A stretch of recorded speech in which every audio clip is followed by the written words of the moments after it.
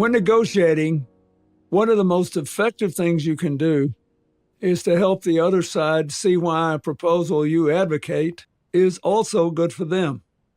It's something I've tried to do throughout my career.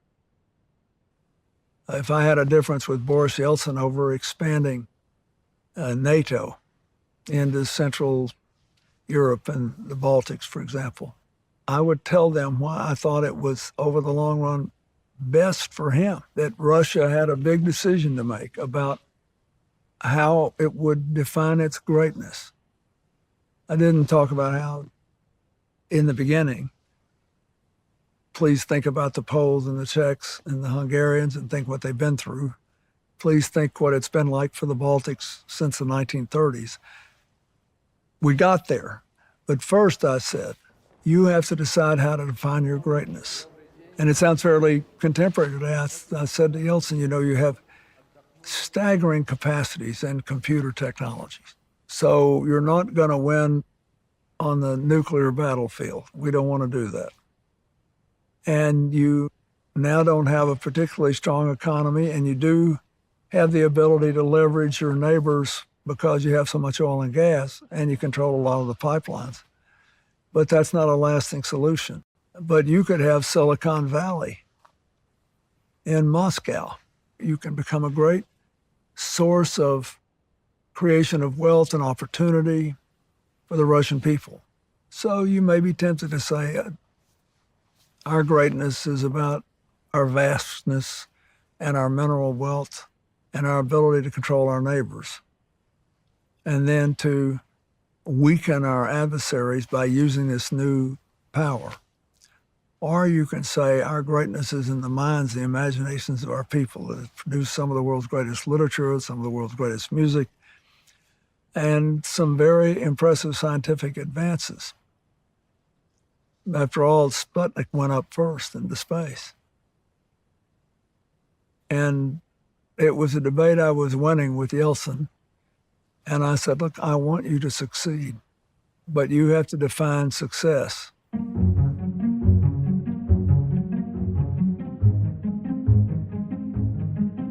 Before you ever go into a negotiation, you should know inside what you'll give up and what you won't. But also the parties have to trust each other to know when they're playing games and negotiating and when they're looking them in the eye and saying, listen, I don't believe this. I can't do this. I suppose the most contentious domestic negotiation I had with a positive outcome was the Balanced Budget Act. And it was that led in 1995 and 1996, the lead up to it, where the budget fights there, where the government was shut down twice. Because I would not agree to cancel the Department of Education and block granting the Medicare, Medicaid, and food stamp programs so the states could cut poor people, basically, their access to health care and food and children, and do all these other things. And, the Democrats were, about to scream, and everybody was mad. And I said, we need to stop. I pointed at the president's chair behind the desk at the Oval Office. I said, the only way you're going to get this budget is to get somebody else sitting behind that chair. I said, I don't care if my popularity drops to 10%. I would rather be thrown out of here than put this on the American people. I'm not going to do it. It just stopped the meeting when I said, you have to have someone else sitting in that chair to get this. Then they realized that it wasn't going to happen, and we resumed negotiations, and we wound up passing a balanced budget. Sometimes you have to say no as well as yes, but you have to know when you'll quit. When you're the negotiator, you have to know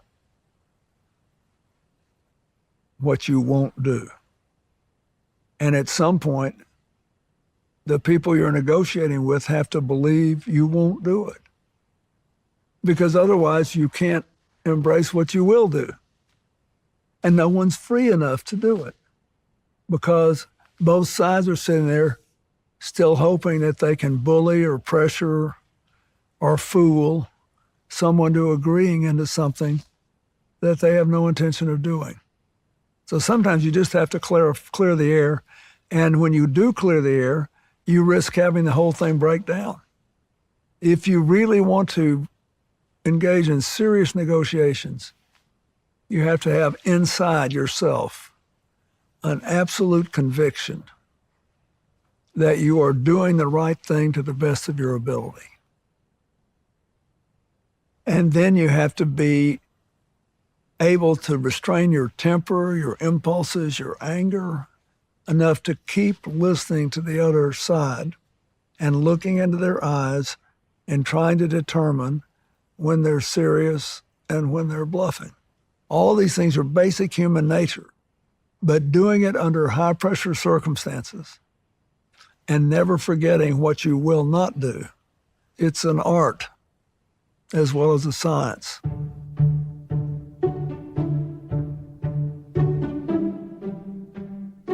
The difference in how you present yourself in public or in private would apply mostly, obviously, to public figures. But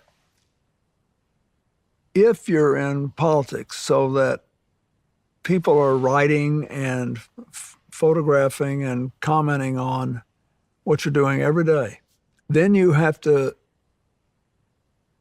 think hard about what you're going to say in public as opposed to what you're going to say in private and how you're going to say it. So the temptation that I've seen it over and over and over again, is for people to be incredibly tough and extreme in their language in public to grab their 10 seconds of airtime and keep their side ginned up.